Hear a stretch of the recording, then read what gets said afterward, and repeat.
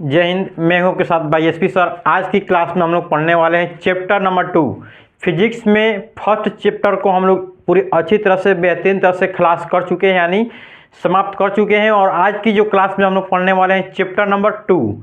Chapter number 2 में हम लोग का आता है विद्युत विभव एवं धारिता। आइए समझते हैं, एकदम क्लास करेंगे एकदम चुटकी भर में। देखिएगा, सबसे पहले हम लोग जो पढ़ रहे हैं यूनिट नंबर 1 क्या पढ़ते हैं, तब पढ़ रहे हैं हम लोग यूनिट नंबर, इसमें आता है स्थिर वैद्युतिकी। क्या पढ़ रहे हैं हम लोग? स्थिर वैद्युतिक, यानी यूनिट नंबर 1 को पढ़ रहे हैं। हम जो बता रहे थे आपको पूरी अच्छी तरह से, जब इंट्रोडक्शन क्लास लिए थे तो वहाँ पे बताए थे कि जो स्थिर वैद्युतिक होता है हम लोग का, वह 4 भागों में बढ़ जाता है। कौन कौन भाग में बढ़ता है? एक बढ़ता है हम लोग का विद्युत आवेश यानी इलेक्ट्रिक चार्ज। एक होता है विद्युत क्षेत्र यानी इलेक्ट्रिक फील्ड यानी विभव होता है जो पोटेंशियल, और धारिता यानी कैपेसिटर। क्या होता है? कैपेसिटर। स्थिर वैद्युतिक मतलब होता है इलेक्ट्रोस्टैटिक होता है ना, छूट गया है, लिख लीजिएगा आप लोग इंग्लिश वाले, इलेक्ट्रोस्टैटिक, ध्यान दीजिएगा सभी लोग। तो यानी इलेक्ट्रोस्टैटिक यानी 4 भाग में बढ़ता है। एक होता है electric charge, electric field and potential and capacitor. 4 भाग में बढ़ता है हम लोग का। 2 भाग को मिलाकर देखिए, फर्स्ट भाग यानी इलेक्ट्रिक चार्ज यानी विद्युत आवेश और इलेक्ट्रिक फील्ड यानी विद्युत क्षेत्र को 2 भाग पर मिलाकर एक चैप्टर के निर्माण होती है, जिस चैप्टर का नाम होता है चैप्टर नंबर 1।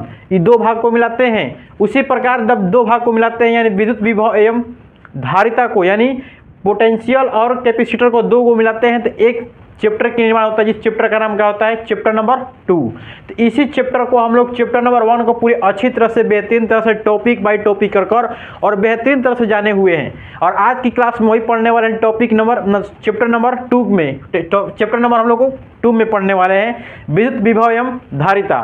तो आइए बेहतरीन से पढ़ते हैं। सबसे पहले हम बताते हैं कि जो चैप्टर चालू करते हैं, तो चैप्टर चालू करने से पहले हमें चैप्टर में कौन कौन से टॉपिक पढ़ना है, उस टॉपिक को पूरी अच्छी तरह से जानते हैं, तब हम लोग टॉपिक बाय टॉपिक एक एक टॉपिक को कर पूरी खलास करते हैं चैप्टर को। तो आइए ध्यानपूर्वक से, जो विद्युत यानी चैप्टर नंबर 2 होता है विद्युत विभव एवं धारिता, तो इसको टॉपिक बाय मतलब कि जो चैप्टर नंबर 2 है, चैप्टर नंबर 2 में कितने टॉपिक आते हैं, यानी क्या चीज़ पढ़ना हम लोग को, उस चीज़ को पहले हम लोग रियलाइज करते हैं और अच्छी तरह से उससे जानकारियाँ प्राप्त करते हैं। उसके बाद हम लोग क्या करते हैं, एक एक टॉपिक कर अच्छी तरह से पढ़ते हैं। तो आइए टॉपिक नंबर ए में आप सभी का स्वागत है। ध्यान दीजिएगा, टॉपिक नंबर ए में हम लोग क्या आता है, यानी विद्युत विभव। जो टॉपिक नंबर ए में हम लोग पढ़ते हैं मतलब विद्युत क्षेत्र की विद्युत विभव एवं धारिता।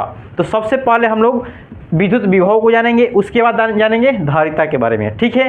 तो आज से मतलब कि टॉपिक नंबर ए से लेकर टॉपिक नंबर हम लोग आई तक जानेंगे अभी तुरंत, यानी विभव के बारे में। और टॉपिक नंबर आई से आगे पढ़ेंगे हम लोग यानी कैपेसिटर यानी धारिता के बारे में याद करने वाले हैं, ठीक है।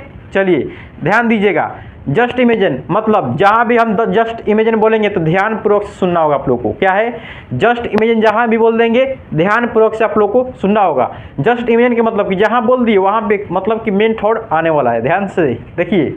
तो बोल दिए कि मान लीजिए टॉपिक नंबर ए, यानी टॉपिक नंबर ए में हम लोग पढ़ेंगे विद्युत विभव यानी इलेक्ट्रिक पोटेंशियल। ध्यान दीजिए, इलेक्ट्रिक पोटेंशियल क्या कहलाता है, यानी टॉपिक नंबर जब हम ए चालू करेंगे तो इतने बेहतरीन तरह से पढ़ने वाले हैं, सबको टॉपिक बाय टॉपिक एक एक बांट कर और पूरे अच्छी तरह से हम लोग याद करेंगे और एक एक टॉपिक को रियलाइज करते हुए सबको समाप्त करेंगे, ठीक है। तो हम लोग जो टॉपिक नंबर ए में पढ़ेंगे हम लोग विद्युत विभव एवं इलेक्ट्रिक पोटेंशियल, ध्यान से। दूसरा नंबर जो हम लोग का आता है टॉपिक नंबर बी में, यानी जो विद्युत विभव होता है ना, देखिए विद्युत विभव मतलब कि हम लोग चैप्टर नंबर है जो फर्स्ट में जाने थे, इसमें चार्ज के बारे में जान रहे थे।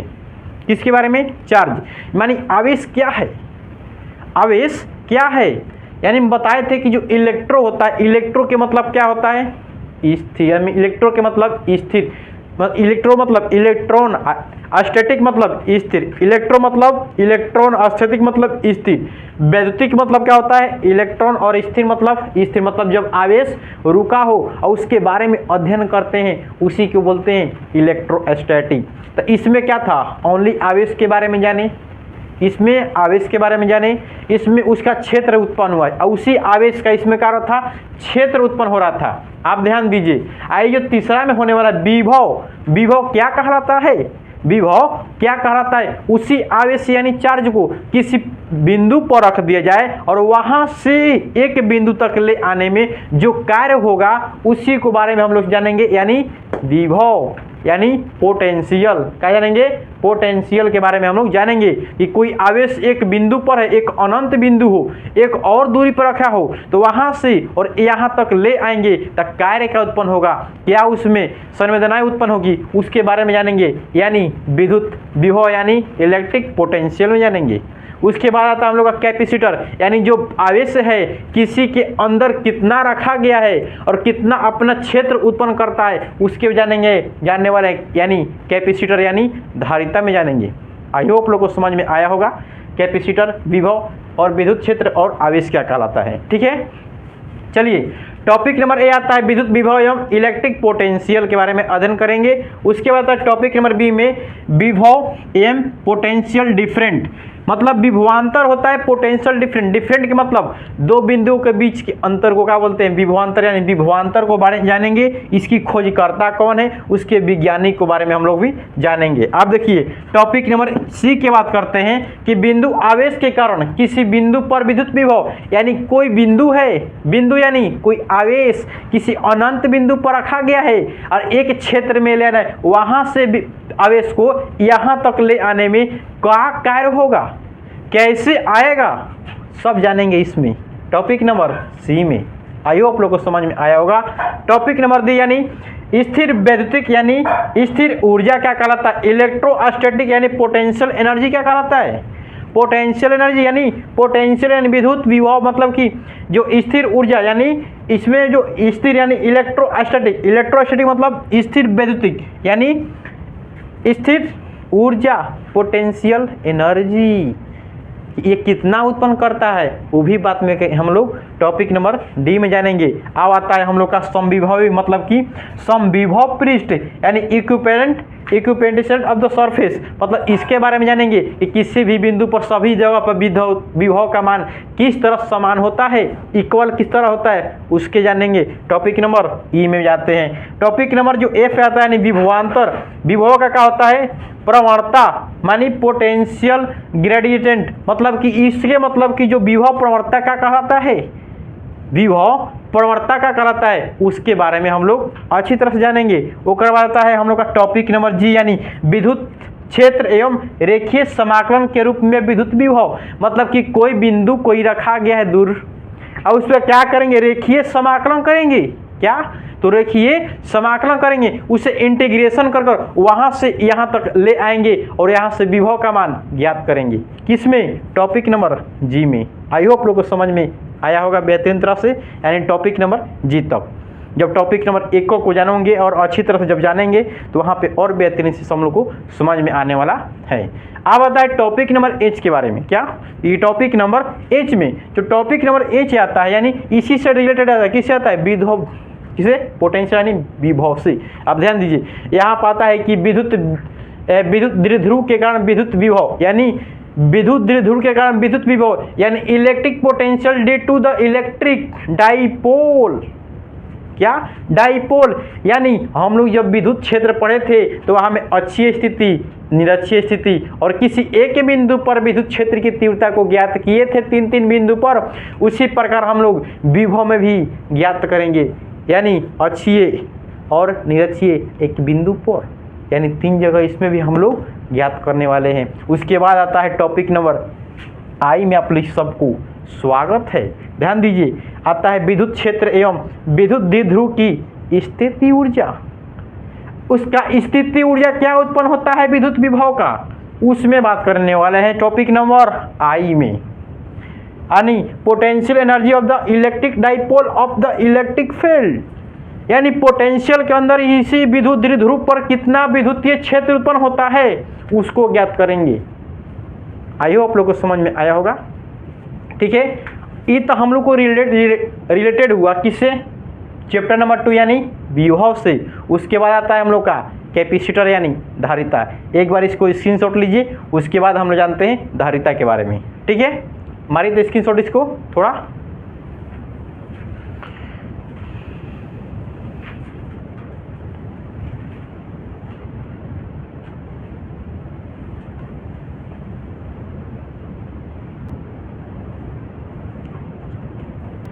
आई होप लोग स्क्रीनशॉट ले लिए होंगे। चलिए आगे बढ़ा जाए, आगे बढ़े ना, बताइए स्क्रीनशॉट ले लिए होंगे। अब हम लोग जानेंगे धारिता के बारे में। अब हम लोग का टॉपिक नंबर आई तक जाने हैं कि आई के बाद क्या आता है हम लोग का J K L M N O P Q R और एस आता है। यानी हम लोग आई तक जाने हैं तो आई के बाद हम लोग आ जाता है हम लोग का धारिता के बारे में, यानी विभव के बारे में हम लोग पूरी अच्छी तरह से जान लिए, यानी पोटेंशियल के बारे में हम लोग जान चुके हैं। और अब जानेंगे हम लोग कैपेसिटर यानी धारिता के बारे में। आइए, कैपेसिटर क्या कहलाता है? जैसे देखे होंगे पंखा, देखे आप पंखा, हाँ वही जो चलने वाला पंखा आपके घर के ऊपर यानी जो घर है ना आपके जहाँ सोते हैं उसके ऊपर जो पंखा लगा होता है, कभी देखे हैं? पंखा में कैपेसिटर लगा होता है इतना बड़ा सा, आप लोग को देखिए इतना ही बड़ा सा, इतना ही लगता है, इतना बड़ा सा। जब आपको कैपेसिटर पढ़ाएंगे ना वहाँ पे बताने वाले हैं ना, तो 2 मिनट रुकिएगा, हम आपको कैपेसिटर वाला का दिखाते हैं, ठीक है।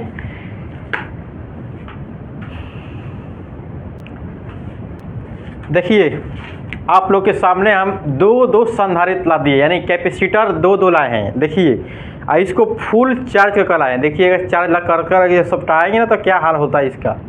यानी कैपेसिटर यानी धारिता, जैसे संधारित्र देखे हैं, मतलब कि जब पंखा देखे तो पंखा में ऐसा लगा होता है ना। आप लोग को क्वेश्चन बनता होगा कि सर ये पंखा में आखिर क्यों लगता है।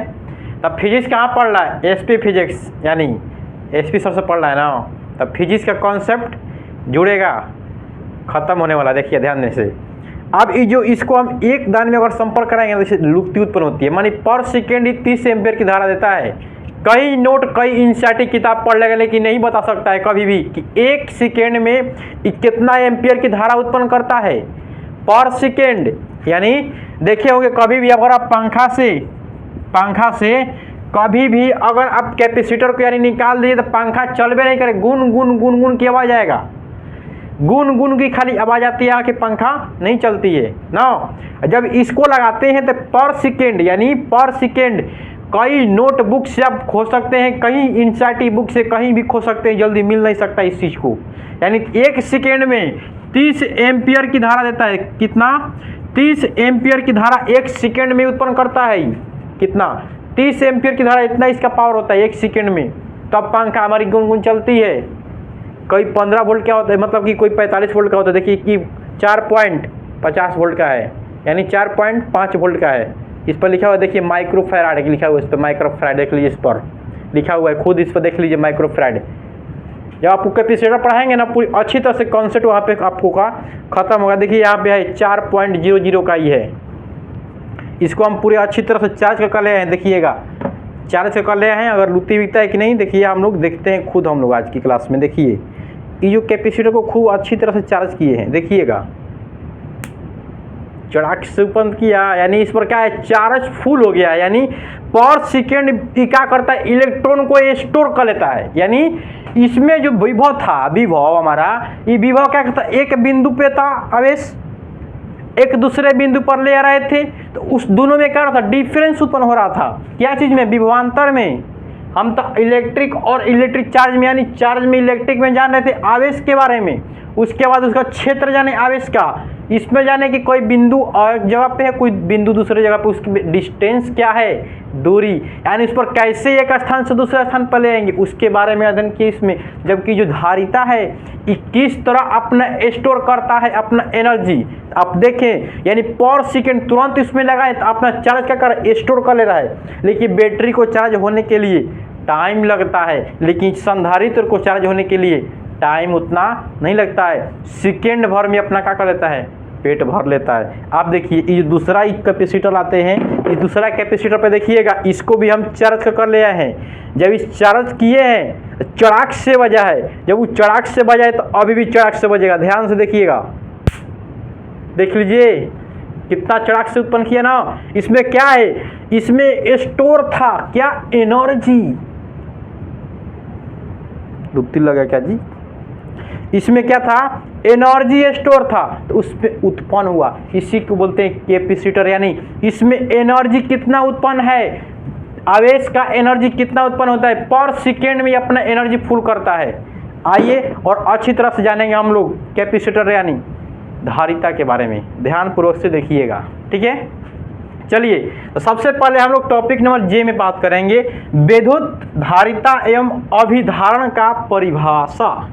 इस अभिधारण के मतलब होता है कि इसके बेहतरीन तरह से परिभाषा को बात करेंगे कि धारिता के बारे में कौन ऐसे वैज्ञानिक बताए थे जो आवेश स्टोर करता है पर सेकंड में, कि जो पंखा नाचता है तो कितना एम्पियर की धाराएं देती है, 30 एम्पियर की धाराएं देती है। बता सकते हैं ना कि पर सेकंड कैपेसिटर कितना अपना एनर्जी देता है, 30 एम्पियर। भूल सकते हैं 30 से कहीं 40 भी देगा तो कहीं भूलिएगा नहीं, इसी का मान होता है। आई होप लोग को समझ में आया होगा। टॉपिक नंबर अगर हम बात करते हैं के बारे में, तो टॉपिक नंबर क्या आता है, यानी विलगित गोलीय चालक की धारिता। यानी विलगित गोलीय मतलब कि गोलीय मतलब गोला हो, यानी गोला ना, विलगित गोलीय चालक कैसा होना चाहिए, चालक यानी कंडक्टर, उसमें वायरिंग हो सके, मतलब कि एक स्थान से दूसरा स्थान तक क्या इलेक्ट्रॉन जा सके, उसको बोलते हैं चालक। यानी धारिता यानी कैपेसिटर, स्टोर हो सके आवेश। ध्यान दीजिए। टॉपिक नंबर एल के बात करते हैं, एल के बाद के बाद क्या आता है, एल कि आवेशित चालक की विद्युत स्थिति ऊर्जा, मतलब कि स्थिति ऊर्जा मतलब क्या होता है, एनर्जी स्टोर कर रहा है। स्थिति ऊर्जा का मतलब एनर्जी स्टोर कर रहा है। क्या बोलेंगे, electric potential energy of the charge the conductor. क्या बोलेंगे, electric potential energy, electrical potential energy of the charged conductor, मतलब कि चार्ज कंडक्टर यानी चालक, आवेशित चालक तार में इसका पोटेंशियल एनर्जी स्टोर करता है, यानी कितना उत्पन्न कर रहा है अपना स्थिति ऊर्जा, उसके बारे में अच्छी तरह से जानने वाले हैं। आई होप लोग को समझ में आया होगा।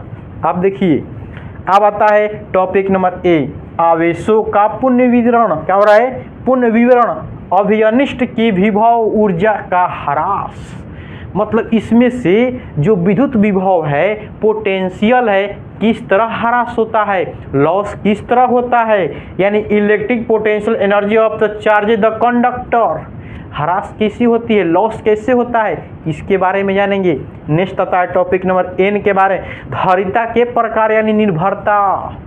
धारिता की प्रकार जो है यह क्या क्या पर निर्भर करता है, धारिता की प्रकार, धारिता के प्रकार कितने प्रकार के होता है उसके बारे में हम लोग जानेंगे। उसके बाद टॉपिक नंबर ओ के बात करते हैं कि समानांतर प्लेट संधारित, यानी समानांतर प्लेट संधारित पर हम लोग क्या करते हैं, उत्पन्न करते हैं, क्या वही कैपेसिटर आपको बोलते हैं ना, हर बार आता है ना हमारे आवाज़ों से, कैपेसिटर यानी धारिता, उससे धारिता समानांतर प्लेट पर धारिता ज्ञात करेंगे। प्लेन यानी प्लेट में capacitor of the parallel plate of capacitor के बारे में बात करेंगे हम लोग। उसी के प्रकार हम लोग आता है टॉपिक नंबर ओ के बाद आता है टॉपिक नंबर हम लोग का पी की दर्शनी होती है। जो टॉपिक नंबर जो पी दर्शन होता है ना, इतना मोस्ट भी क्वेश्चन है, कई बार यहाँ से एग्जाम में पूछता है 2 नंबर की, यहाँ से कई बार एग्जाम में पूछता है 2 नंबर की। जस्ट इमेजिन, ध्यान दीजिएगा, ये क्या है, ध्रुव का है, द्विध्रुव और परावैद्युतांक। यहाँ से इतना ऑब्जेक्टिव पूछता है, कहीं पूछ दे कि पानी का परावैद्युतांक कितना होता है, कहीं बोल देगा हीरा का परावैद्युतांक कितना होता है, कई बार ऑब्जेक्टिव पूछता है यहाँ से। तो हम लोग अच्छी तरह से अब बेहतरीन तरह से जानेंगे कि परावैद्युतांक क्या कहलाता है ना। आते हैं टॉपिक नंबर क्यू के बात करते हैं कि ऊर्जा घनत्व तो क्या कहलाता है। ऊर्जा घनत्व एक चालक बंद होता है, उसमें इलेक्ट्रॉन जो होता है घर्षा घर्षी के माध्यम से इलेक्ट्रॉन की प्रवाह होता है, उसमें जो धारा होती है उसमें ऊर्जा कितना उत्पन्न होता है इलेक्ट्रॉन पर, उसकी घनत्व की बात करते हैं। इसी में यानी इतना मोस्ट भी है कि 2023 यानी पूछा गया प्रश्न यहाँ से कि 2023 में कि विद्युत कि ऊर्जा घनत्व क्या कहलाता है, 2 नंबर में पूछा था। चांसेज आप लोग की भी क्लास में बन सकती है क्योंकि 2023 में पूछा है ऊर्जा घनत्व, energy density. Topic number Q के बारे में बात करेंगे। उसी के प्रकार हम लोग का निर्माण होता है एक टॉपिक नंबर आर का, जिसका नाम होता है संधारित्र का संयोजन। संयोजन के मतलब समझते हैं कभी, एक या एक से दोनों को मिला देना क्या कहलाता है, संयोजन कहलाता है। यानी कॉम्बिनेशन ऑफ द कैपेसिटर, कॉम्बिनाइजेशन मतलब इसको दूसरे का करना, कंबाइन करना संधारित्र को यहाँ पे याद करेंगे। टॉपिक नंबर इसी प्रकार हम लोग का क्लास होता है एस के तरफ से आता है वेन डाइग्राफ। पूरे चैप्टर नंबर 2 का ये इतना मोस्ट विवेक क्वेश्चन है 5 नंबर में, सीधे पूछता है क्या, वेन डाइग्राफ, सीधे 5 नंबर से पूछता है वेन डाइग्राफ। ये बेहतरीन तरह से याद करने वाला है टॉपिक नंबर एस के बारे में, जीवन में कभी नहीं भूलिएगा वेन डाइग्राफ को। इस तरह से हम सिद्ध करेंगे, इस तरह से चित्र बनाकर हम अच्छी तरह से समझेंगे कि जिंदगी में कभी नहीं भूलिएगा। 5 नंबर छोड़ने का 5 नंबर लिख कर आइएगा। आई होप आप लोग को समझ में आया होगा चैप्टर नंबर 2 के बारे में, ठीक है। अच्छा से आप लोग समझ लिए होंगे, तो एक बार इसको स्क्रीनशॉट ले लीजिए। तो